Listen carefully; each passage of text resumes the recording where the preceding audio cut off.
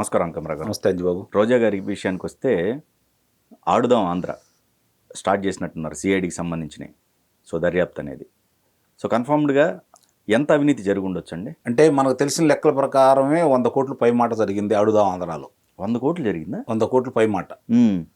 అంటే కిట్లు కొనలేదు, అందరికీ అందజేయలేదు, కానీ కొన్నట్టు, ఖర్చు పెట్టినట్టు, అందజేసినట్టు రకరకాలుగా ఉన్నాయి. వాటికి సంబంధించినంత వరకు వివరాలతో కూడినవన్నీ కూడా ఈరోజు పొందుపరిచి తాకీదులు ఇవ్వడం కూడా జరిగింది. ఇప్పుడు వాడు వచ్చి సమాధానం చెప్పుకోవాలి. గతంలో లాగా పోలీసులు వెళ్ళి గోడలు దూకి తలుపులు బద్దలు కొట్టి ఆడవాళ్ళు వస్త్రాధారణ చేసుకునే అవకాశం కూడా ఇవ్వకుండా ఎట్లా ఉంటే అలా తీసుకొచ్చిన సందర్భం కాదు కదా. ఇప్పుడు ఉన్నటువంటి ప్రజాస్వామ్యబద్ధంగా ప్రభుత్వం చట్టపరంగా తీసుకునే చర్యల్లో భాగంగా జరుగుతున్నదే ఇది. కక్ష సాధింపు చర్య అయితే కాదుగా. కక్ష సాధింపు చర్య అంటూ మొదలు పెడితే ఆ మాట్లాడిన దానికి చెయ్యాలి. గతంలో ఆ మాట్లాడిన దాన్ని తిరిగి మళ్ళీ తిరగదోడి దానికి సంబంధించింది చెయ్యాలి. కానీ అలా చేయట్లేదు కదా ఈ ప్రభుత్వం. ఆధారాలతోటి నట్లు బాగా బిగిస్తున్నారు అంజిబాబు. కనీసం ఎక్కడా కూడా అంత కూడా అవకాశం ఇవ్వకుండా వాళ్ళు చేసినటువంటిది అవినీతి అనేది కళ్ళ ముందు కనపడుతుంది. వీళ్ళు అభియోగం చేశారు గతంలో. 90 రోజుల పైన అచ్చెన్నాయుడు గారిని నిర్బంధంలో పెట్టుకున్నారు. ఆయన్ని తీసుకెళ్ళి కరోనా వాళ్ళు ఉన్న ప్రదేశంలోనే ఆయన కూడా పెట్టేసి శస్త్రచికిత్స జరిగినా కూడా రక్తస్రావం అవుతున్నా కూడా ఆయన ఎంత ఇబ్బంది పెట్టారో చూస్తూనే ఉన్నాం. అలాగే కుల్లు రవీంద్ర గారు కావచ్చు, వరుసనే ఒకళ్ళే ఉందలేండి. ఇక మొదలు పెట్టుకుంటే అనంతపురం జేసీ ప్రభాకర్ రెడ్డి గారు, అస్మిత్ రెడ్డి గారు వరకు కూడా ఎవరిని వదిలిపెట్టకుండా నూరుగల్ల నాయకులు, ప్రజాదరణ నాయకులందరి మీద అభియోగాలు లేకపోయినా, ఆధారాలు లేకపోయినా వాళ్ళు అభియోగాలు పెట్టేసి అదుపులో తీసుకున్నారు, ఇబ్బందులు పెట్టారు. మామూలు ఇబ్బందులు కాదు అవి. మరి ఇలాంటి పెట్టిన సందర్భంలో ఆ రోజు వాళ్ళు ప్రవర్తించిన తీరు, వీళ్ళ మీద అభియోగాలు పెట్టడం వేరు, ప్రవర్తించిన తీరు, ఇవన్నీ చూసుకుంటా ఉంటే ఈరోజు దానికి సంబంధించినంత వరకు 16 మంది ఐపీఎస్ ఆఫీసర్ల పరిస్థితి ఎలా ఉందో చూస్తూనే ఉన్నాం కదా. ఇంతకంటే అంజిబాబు నాకు అర్థం కాదు, ఇంతకంటే సిగ్గుచేట ఏమైనా ఉంటుందా? ఇప్పుడు అధికారం అనేది ప్రజలిచ్చిన తీర్పు ప్రకారం 5 సంవత్సరాలు ఆధారపడి ఉంటుంది. ఆ తర్వాత అధికారం ఉండొచ్చు, ప్రజాప్రతినిధిగా ఓడిపోవచ్చు. అది ఇతని పనితీరును బట్టి, ప్రభుత్వ పనితీరును బట్టి ఆధారపడి ఉంటుంది. కానీ వాళ్ళ చేరిన తర్వాత 33 సంవత్సరాలు, 20 సంవత్సరాలు చేరితే అప్పుడు 58, ఇప్పుడు 60 అన్నారు, 62 అన్నారు. అన్ని సంవత్సరాలు ప్రభుత్వ ఉద్యోగులుగా ఉండొచ్చు కదా వాళ్ళు. కాకపోతే ప్రాంతాలు మారుతారు, వాళ్ళకి సరైన అవకాశాలు ఇవ్వలేకపోవచ్చు. అవినీతి ఆధారాలు అయితే, వాళ్ళు అవినీతి చేయకపోతే వాళ్ళ మీద ఎలాంటి ఇబ్బందులు అయితే ఉండవు కదా.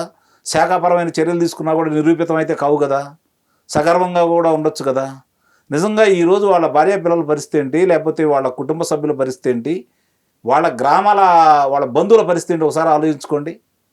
నిన్నటిదాకా మా వాడు ఎస్పీనో లేకపోతే ఐజీనో లేకపోతే డీజీపీనో ఈ విధంగా మాట్లాడుకున్న వాళ్ళు ఈరోజు వాళ్ళు వస్తూ ఉంటే ఏదన్నా ఒక వేడుకలకి ముఖం చాటేస్తే వీళ్ళ పరిస్థితి ఎలా ఉంటుంది చెప్పండి ఒకసారి. కుటుంబ సభ్యుల పరిస్థితి ఎలా ఉంటుంది?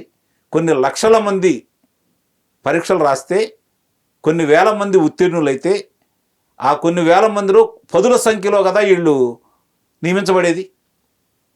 అంటే వీళ్ళు ఎంత గొప్పవాళ్ళు, విద్యాపరంగా కావచ్చు, మరి వాళ్ళకి బుర్రపరంగా కావచ్చు, అన్నీ ఉంటేనే కదా. మరి అలాంటి గొప్ప వ్యక్తులు ఇలాంటి 5 సంవత్సరాలకి ఉంటుందో ఊడిద్దో అని తుమ్మితే ఊడిపోయే ముక్కు లాంటి రాజకీయ నాయకుల పదవులకి భయపడి, అంటే నా ఉద్దేశం ఏంటంటే వీళ్ళు ఏ విధంగా ఉన్నారు అంటే, ఒకవేళ మా ఉద్యోగాలు పోయినా పర్లేదు, ఉద్యోగాలు చేస్తే నెలకు 1 లక్ష రూపాయలు మిగులుతాయేమో, ఇప్పుడే ఒక 50 కోట్లు, 100 కోట్లు, 1000 కోట్లు మేము సంపాదించుకుంటున్నాం కదా, ఏమవుతుంది, గతంలో ఏమన్నా చేసిన వాళ్ళకి ఏదన్నా శిక్షలు పడ్డాయా, కాబట్టి రాజకీయ నాయకులు మమ్మల్ని రక్షిస్తారు, లేకపోతే ఈ పదవులు అడ్డం పెట్టుకొని మనం రక్షణ పొందొచ్చు అని చెప్పిన ఆలోచించి చేస్తున్నారట అనిపిస్తుంది తప్ప ఇది ఒకళ్ళ ఒత్తిడి వల్ల జరిగిందని అయితే నేను భావించట్లేదు. సో రోజా గారితో పాటుగా ఇప్పుడు ధర్మాన కృష్ణదాస్ గారు కూడా దాంట్లో ఉన్నట్టు సహనిందితుడు. ఇప్పుడు మహానటి రోజా గారు, అలాగే మాజీ మంత్రి గారు, ప్రస్తుతం ప్రజలు ఓడగొట్టినటువంటి ప్రజానాయకురాలు, ఆమె పేరుంది. నిన్నటిదాకా ఇష్టం వచ్చినట్టు మాట్లాడింది. జగన్మోహన్ రెడ్డి గారి యొక్క ప్రభుత్వంలో మాట్లాడింది ఎవరయ్యా అంటే సజ్జల రామకృష్ణారెడ్డి గారి తర్వాత అతి ఎక్కువగా మాట్లాడిన వ్యక్తి శ్రీమతి రోజా గారు, శ్రీమతి రోజా సెల్వమణి గారు. ఎందుకంటే దాన్ని ఎందుకు ఉదాహరిస్తున్నానంటే, ప్రస్తుతం ఆమె గురించి రాజకీయాలకు సంబంధించి ఆమె తమిళనాడు కేంద్రంగా రాజకీయాలు నెరవబోతుందనే వార్తలు వినిపిస్తున్నాయి కాబట్టి ఇప్పుడు నిన్నటిదాకా ఇక్కడ రోజా, మరి అక్కడ రాజకీయం చేయాలంటే సెల్వమణి గారు కావాలి కాబట్టి రాజకీయంగా రోజా సెల్వమణి గారినే ఉదాహరిస్తున్నాను. వారు, ధర్మాన కృష్ణదాస్ గారు అప్పుడు క్యాంపెయిన్ చేసిన వాళ్ళు చాలా మంది ఉన్నారు కదండి. ఉన్నారు. అదే నేను చెప్తున్నాను కదా, వాళ్ళు ఉన్నారా, అది ఇన్వాల్వ్ అయినట్ట, లేకపోతే వాళ్ళ పేర్లు కూడా వస్తాయి, ఒక్కోటి బయటకు వస్తాయి. అందుట్లో సందేహం ఏం లేదు. ఎవరైతే దాంట్లో పాల్గొన్నారో, ఎవరైతే పాత్రదారులు ఉన్నారో, అధికారులు ఉన్నారో, సహకరించిన వాళ్ళు ఉన్నారో, ఈ తప్పుడు లెక్కలు రాసిన వాళ్ళు అయితే ఎవరైతే ఉన్నారో వీళ్ళందరూ ఈ చిట్టా కూడా ఈరోజు బయటకు వస్తూ ఉంటుంది. అంటే ఇక్కడ అంజిబాబు గారు ఒకటి గుర్తుపెట్టుకోండి, శాఖాపరమైనటువంటి చర్యలు మొదలుపెట్టిన తర్వాత అవినీతి జరిగిన శాఖ ఏదన్నా ఉంటే మనం మాట్లాడుకోవాలి. అవినీతి జరిగిన శాఖ ఏదన్నా ఉంటే మనం మాట్లాడుకోవాలి. అవినీతి చేసినా చెయ్యకపోయినా సంతకాలు పెట్టని మంత్రి ఎవరన్నా ఉన్నారంటే మనం మాట్లాడుకోవాలి. ఎందుకంటే వాళ్ళకి సంబంధం లేదు కదా, వాళ్ళ దగ్గరికి వస్తాయి పత్రాలు, దాని మీద సంతకం చేయడం వరకే వాళ్ళ విధి, దాంట్లో ఏముండే ఏంటి వాళ్ళకి సంబంధం లేదు.